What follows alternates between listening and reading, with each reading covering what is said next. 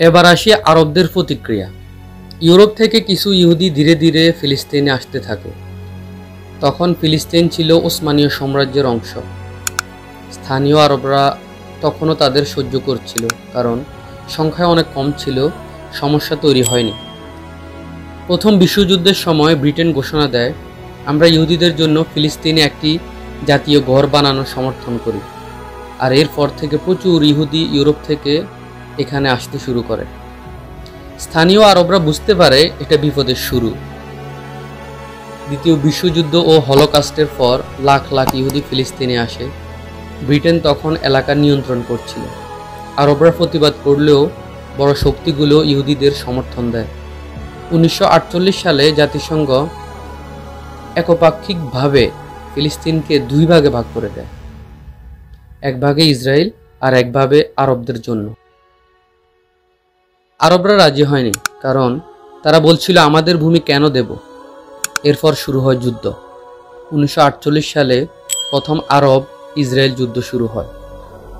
Israel স্বাধীনতা ঘোষণা করলে মিশর, জর্ডান, সিরিয়া, ইরাক সবাই মিলে আক্রমণ করে। কিন্তু ইসরায়েলে আমেরিকা এবং পশ্চিমাদের সহায়তার কারণে তারা যুদ্ধ জিতে যায়।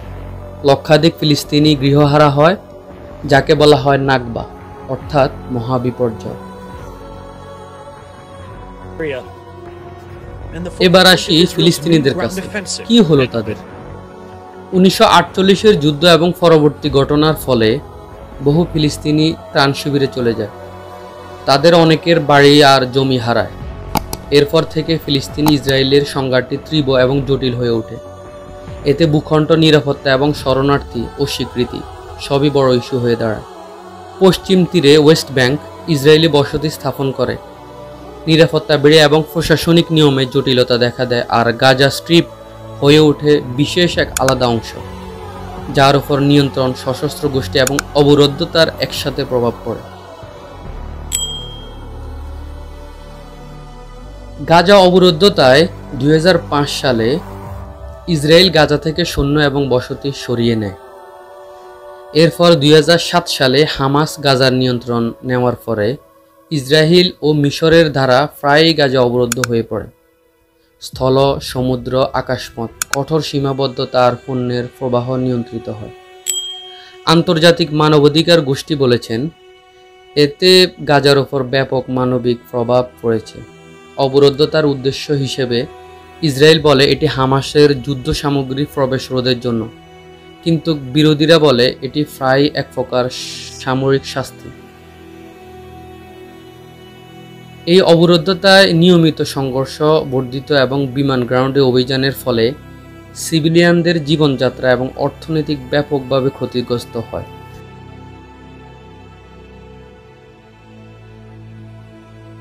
সাম্প্রতিক সময়ে গাজায় আক্রমণ ও নেতানিয়াহু সরকারের নির্মম গণহত্যা কেমন হয়েছে একটু দেখি। গণহত্যার কথা যখন আসছে, তখন দেখিনি ফিলিস্তিন আর গাজাবাসী, ইহুদি তথা ইসরায়েলির নির্মমতার শিকার কেমন হয়েছে। আজ পর্যন্ত মোট মৃত্যু সংখ্যা 70,378 জন। 14,222 জন নিখোঁজ, তাদের মৃত বলে ধারণা করা হয়। এছাড়া 1,31,848 জনেরও উপরে আহত আছে। 12,000-এর উপরে আছে বন্দী, 14,000-এর উপরে আছে এখনও নিখোঁজ, এবং 19 লক্ষর উপরে আছে বাস্তুচ্যুত, যারা তাদের গৃহ এবং ঘরবাড়ি হারিয়ে এখন দুর্বিষহ জীবনযাপন করছে। গত কয়েক বছর এবং বিশেষ করে 2023 সালের অক্টোবরের পরে সংঘর্ষ নতুন রূপ নেয়। বৃহৎ আঘাত এবং প্রতিক্রিয়া দেখা দেয়। ইসরায়েলি সরকার অধিগ্রহ এবং নিরাপত্তা নীতির ভিত্তিতে হামাসকে দুর্বল করার লক্ষ্যে সামরিক অভিযান চালায়। এই সময় বহুবার বন্দী সমস্যা এবং সন্ত্রাসী হামলার আশঙ্কা সামনে আসে। বেনিয়ামিন নেতানিয়াহু, ইসরায়েলের একজন প্রভাবশালী রাজনীতিবিদ, নির্দিষ্ট ব্যাখ্যায় বলেছেন যে হামাসকে দুর্বল করার উদ্দেশ্যে ফিলিস্তিনি এবং গাজায় হত্যাযজ্ঞ চালাচ্ছে।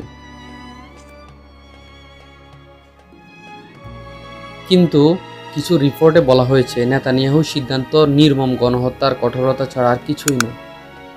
সাম্প্রতিক ঘটনাবলিতে অর্ধবছরে নেতানিয়াহুর প্রশাসন শক্ত সিকিউরিটি নীতি এবং বড় আকারের অপারেশন অনুমোদন করছে, যা আন্তর্জাতিক পর্যবেক্ষকদের মধ্যে বিতর্ক তৈরি করছে।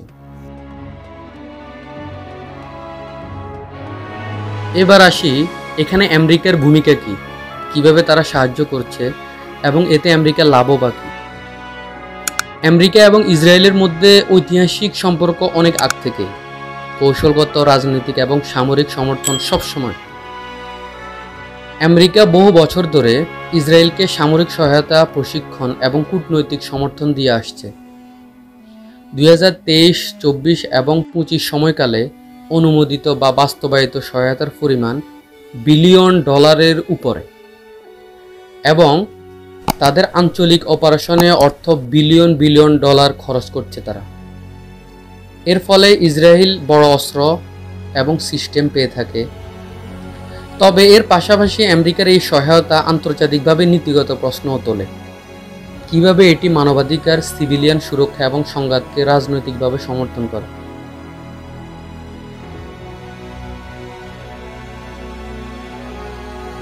মূলত আমেরিকার সাহায্যের কারণ হলো মধ্যপ্রাচ্য হলো তেল এবং গ্যাসের ভাণ্ডার। ইসরায়েলকে শক্তিশালী মিত্র বানিয়ে আমেরিকা সেখানে নিজের প্রভাব বজায় রাখছে। এতে আমেরিকা সহজে মধ্যপ্রাচ্যের রাজনীতি এবং অর্থনীতির উপরে নিয়ন্ত্রণ করতে পারে। তাছাড়া সামরিক এবং গোয়েন্দা সহযোগিতা হিসেবে ইসরায়েল হলো মধ্যপ্রাচ্যের আমেরিকার সবচেয়ে বড় সামরিক গোয়েন্দা ঘাঁটি। দুই দেশ মিলে অস্ত্র, গবেষণা, drone, missile, cyber technology share করে।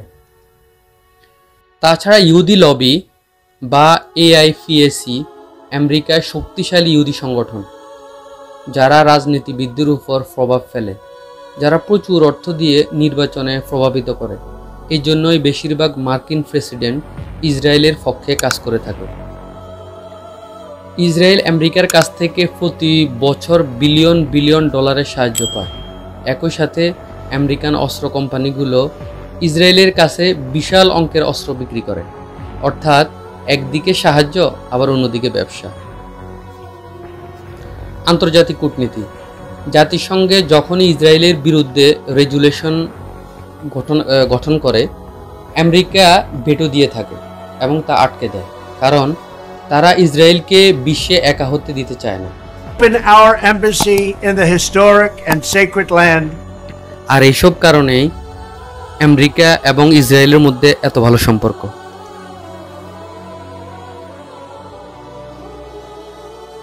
এবার আসি গাজায় আহত, নিহত এবং মানবিক অবস্থা। সামগ্রিক প্রভাব যখনই বড় আক্রমণ প্রতিক্রিয়া হয়, সংখ্যা হিসাবে হত্যা, আহত, বাড়িঘর ধ্বংস, হাসপাতালের উপরে চাপ, সবকিছু দ্রুত বাড়ে। জাতিসংঘ বিভিন্ন সহায়তা সংস্থা নিয়মিত হুম্যানিটেরিয়ান রিপোর্ট দিয়ে থাকে যে গাজায় বাসিন্দারা খাদ্য এবং পানি, মেডিকেল এবং আশ্রয়ের সংকটে পড়ে। শিশুরা এবং নারী, বৃদ্ধরা এতে সবচেয়ে বেশি দুর্বল। আন্তর্জাতিক সম্প্রদায় প্রায় তাৎক্ষণিক মানবিক এবং সহায়তা প্রেরণের আহ্বান জানায়। এই সংঘাতের কেন্দ্রে দুটি বড় প্রশ্ন থেকেই যায়। এক, নিরাপত্তা এবং সশস্ত্র হামলা থেকে নিরাপত্তা কিভাবে নিশ্চিত করা যাবে, আর দুই, একই সঙ্গে সিভিলিয়ানদের কিভাবে সুরক্ষা করা হবে। কিন্তু এইসব প্রশ্নের কোনো ভিত্তি নেই, কারণ যুদ্ধবিরতি হওয়ার পরেও হঠাৎ আক্রমণ করে হাজার হাজার শিশু, নারী হত্যা করেছে দখলদার ইসরায়েল। ঘর বাড়ি, স্কুল, কলেজ, দোকানপাট, হাসপাতাল, এমনকি শরণার্থীদের নিরাপদ আশ্রমেও হামলা চালিয়ে যাচ্ছে। এতে পুরো পৃথিবী স্তব্ধ, কেউ কিছু দেখেইনি, দেখার ভান করে, বিশেষ করে আরবরা। আর অনেক সংস্থা প্রত্যক্ষ এবং পরোক্ষভাবে সাহায্য করেও লাভ হচ্ছে। আর এর নির্মমতার বেশি শিকার হচ্ছে শিশু, নারী এবং বৃদ্ধ। অনাহারে যাচ্ছে তাদের প্রতিটি দিন।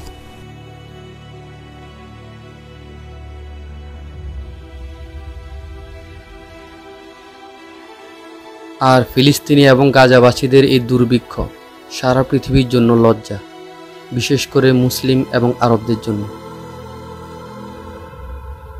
আজ এই পর্যন্তই। ভিডিও ভালো লাগলে লাইক, শেয়ার এবং সাবস্ক্রাইব করে সবার মাঝে ছড়িয়ে দিন।